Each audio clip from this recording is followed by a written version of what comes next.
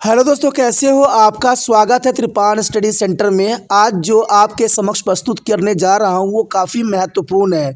जो बच्चे कंपटीशन की तैयारी कर रहे हैं उनके लिए काफ़ी महत्वपूर्ण रहेगा। इसमें एमसीक्यू के अंतर्गत आपके समक्ष क्वेश्चन रहेगा जो हर एक एग्ज़ाम के लिए महत्वपूर्ण रहेगा। चाहे आप एसएससी के एग्ज़ाम दे रहे हो, चाहे यूपीएससी के एग्ज़ाम दे रहे हो, तो काफ़ी महत्व रखेगा। चलिए देखते हैं हमारा आज जो है एमसीक्यू क्या कहता है। महिला जाति और सुधार के अंतर्गत महत्वपूर्ण रहेंगे। जो बच्चे कंपटीशन तैयारी कर रहे हैं उनके लिए भी ये महत्वपूर्ण रहेंगे, क्योंकि देखा जाए तो चैप्टर जो है वुमेन कास्ट एंड रिफॉर्म काफ़ी महत्वपूर्ण है। चलिए देखते हैं हमारा क्वेश्चन यहाँ क्या आया है कि पटना और कलकत्ता में मुस्लिम लड़कियों के लिए स्कूल किसने खोले। अब देखिए क्वेश्चन कितना महत्वपूर्ण है कि पटना और कलकत्ता में मुस्लिम लड़कियों के लिए स्कूल किसने खोली। जिस समय लड़कियों को पढ़ाई नहीं जाती थी उस समय स्कूल खोलना एक बहुत बड़ा समाज को जो है चुनौती देने के समान था, और इन्होंने करके दिखाया। वो कौन थे और इनका कितना महत्वपूर्ण स्थान था। Who start the school for the Muslim girl in Patna and Kolkata. Who started the school for a Muslim girl in Patna and Kolkata. देखा जाए तो ऑप्शन है मुमताज़ अली, बेगम रुकैया, सखावत हुसैन, सैयद अहमद खान और डी इनमें से कोई नहीं। क्वेश्चन काफ़ी महत्वपूर्ण है और समझना यहाँ पर ज़रूरी है। क्वेश्चन तो समझ में आ ही गया होगा आपको कि पटना और कलकत्ता में कि मुस्लिम लड़कियों के लिए स्कूल किसने खोले। मैंने कहा कि उस समय लड़कियों को पढ़ने में हर क्षेत्र में वर्जित की जा रही थी, और मुस्लिम धर्म की लड़कियों को तो और भी, क्योंकि ये कहा जाता था कि शब्द जो होते हैं अश्लील होते हैं, लड़कियों को नहीं पढ़ना चाहिए। ये उस समय की सोच विचार थे। लेकिन फिर भी उस समय जो है समाज को चुनौती देते हुए पटना और कलकत्ता में मुस्लिम लड़कियों के लिए स्कूल खोलना जो है एक ही व्यक्ति के हाथ में था। वो थे बेगम रुकैया सखावत हुसैन, यानी बी ऑप्शन आपका सही है।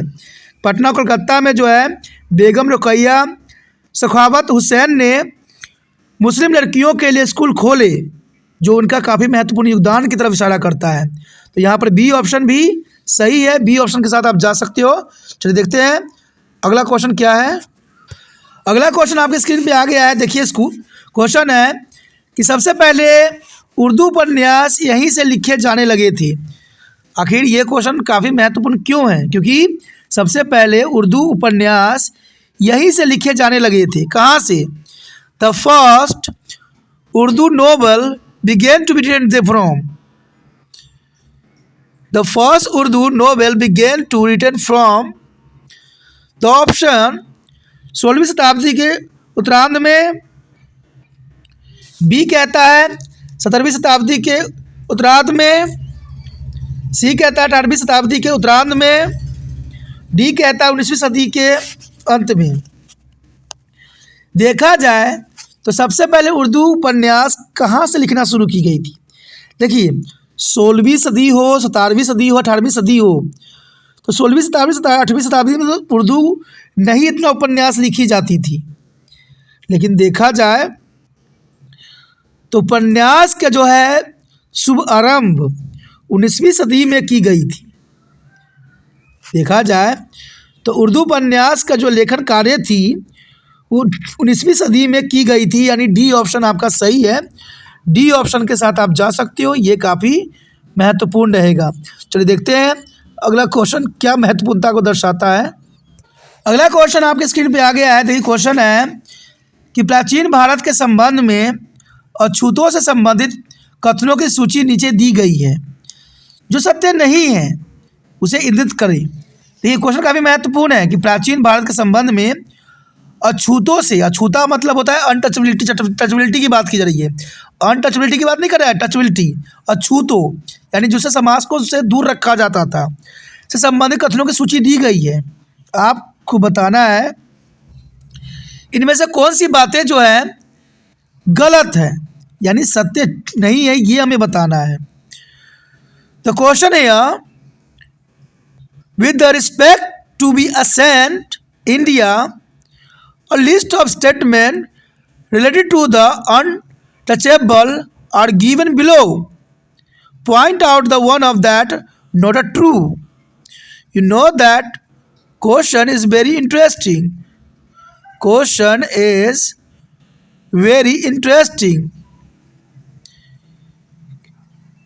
With respect to the Saint India, list of statements related to the untouchable is given below. Point out the one of the not true. अगर हम यहाँ पर ऑप्शनों पर ध्यान दें तो ये काफ़ी महत्वपूर्ण रहेगा। ऑप्शन है उन्हें ऊंची जातियों द्वारा उपयोग किए जाने वाले कुएं से पानी भरने की अनुमति नहीं थी। ये बात तो सत्य थी कि अछूते लोगों को ऊंची जातियों द्वारा उपयोग किए जाने वाले कुएं से पानी भरने की अनुमति नहीं थी। बी कहता है कि उन्हें निरंतर इंसान नहीं माना जाता था। ये बात भी सही है कि उन्हें निरंतर जो है हर तरह की प्रताड़ना दी जाती थी। सी कहते हैं कि उन्हें उन तालाबों में स्नान करने की अनुमति नहीं थी जहां ऊंची जातियों के लोग स्नान करते थे। तो ये भी ऑप्शन काफ़ी महत्वपूर्ण है। और डी कहता है कि उन्हें मंदिरों में प्रवेश की अनुमति नहीं थी। देखा जाए तो ये सारी बातें काफ़ी महत्वपूर्ण हैं और काफ़ी ज़रूरी भी है, लेकिन आपको उस बात को ढूंढना है जो सत्य नहीं है। तो सत्य नहीं है क्या है, एनालाइज कीजिए। देखा जाए तो यहाँ पर ऑप्शन में काफ़ी महत्वपूर्ण है। उन्हें उच्च जाति द्वारा उपयोग किए जाने वाले कुएं से पानी भरने की अनुमति नहीं थी। ये बात तो सत्य था। उन्हें मंदिरों में प्रवेश की अनुमति भी नहीं थी। ये बात भी सत्य है। उन्हें उन तालाबों में स्नान करने की अनुमति नहीं थी जहां उच्च जाति के स्नान लोग करते थे। लेकिन उन्हें निरंतर इंसान नहीं माना जाता था। ये बात गलत है। बी ऑप्शन आपका सही है। बी ऑप्शन के साथ आप जा सकते हो। चलिए देखते हैं अगला क्वेश्चन क्या है। अगला क्वेश्चन हमारे समक्ष आ गया है। अगला क्वेश्चन है, जिन्होंने एक पुराने बौद्ध धर्म का अनुवाद किया जो जाति की आलोचना भी करता था, वो कौन थे? उन्होंने एक पुराने बौद्ध ग्रंथ का अनुवाद किया था, यानी उन्होंने बुद्ध धर्म का जो है ग्रंथ का अनुवाद किया था जो जाति की आलोचना करते थे, वो कौन थे? क्वेश्चन तो आप समझ गए होंगे, काफ़ी महत्वपूर्ण है एग्जाम पॉइंट ऑफ व्यू से और समझने वाला है कि who translate on old Buddhist text that was a critical of caste. Who translate on old Buddhist text that was a critical of caste. तो देखा जाए तो ये क्वेश्चन काफ़ी महत्वपूर्ण है और इसके आंसरों को भी समझना काफ़ी ज़रूरी है। ऑप्शन है पंडित रमाबाई, बी कहता है ताराबाई शिंदे, सी कहता है राजा राम मोहन राय, डी ज्योतिराव फूले। तो ये क्वेश्चन काफ़ी महत्वपूर्ण लगता है एग्जाम पॉइंट ऑफ व्यू से। तो देखा जाए तो बौद्ध ग्रंथ का अनुवाद जो यहाँ पर किया था वो थे राजा राम मोहन राय। तो इसका मतलब ऑप्शन सी सही है। और ये जाति की भी आलोचना करते थे। जो जाति प्रथा हमारे समाज में थी, जो सती प्रथा थी, उनको भी आलोचना किया।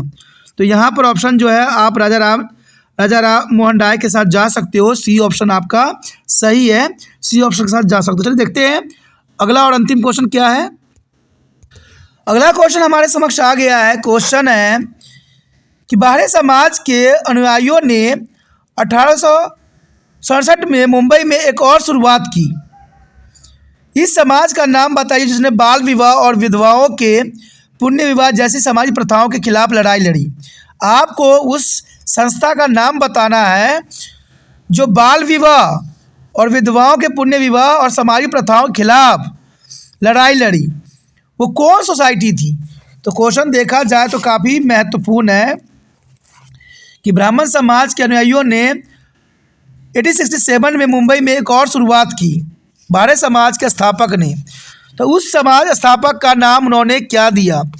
क्वेश्चन काफ़ी महत्वपूर्ण है, समझने वाली है कि follower of Brahmo Samaj started to the another one is Mumbai in 1867 name the Samaj that fought against the social custom like a child marriage and remarriage of with them. You know that question is very interesting. The follower of Brahman Samaj started to the another one in Mumbai in 1867. Name this samaj that fought against the social custom like a child marriage and a remarriage of widow. तो देखा जाए तो काफ़ी महत्वपूर्ण question है. Option है Ramakrishna mission ने ये कार्य किया, बी कहता है थियोसोफिकल सोसाइटी ने किया, सी कहता है प्रार्थना समाज ने किया और डी कहता है आर्य समाज ने.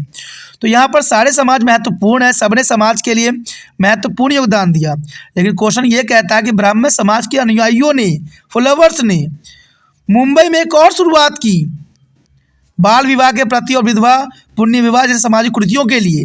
तो वो थी प्रार्थना समाज, यानी सी ऑप्शन आपका सही है. प्रार्थना समाज ने सारे कार्य किया और मुंबई में किया 1867 में किया. तो देखा जाए तो सी ऑप्शन आपका सही है, सी ऑप्शन के साथ जा सकते हो.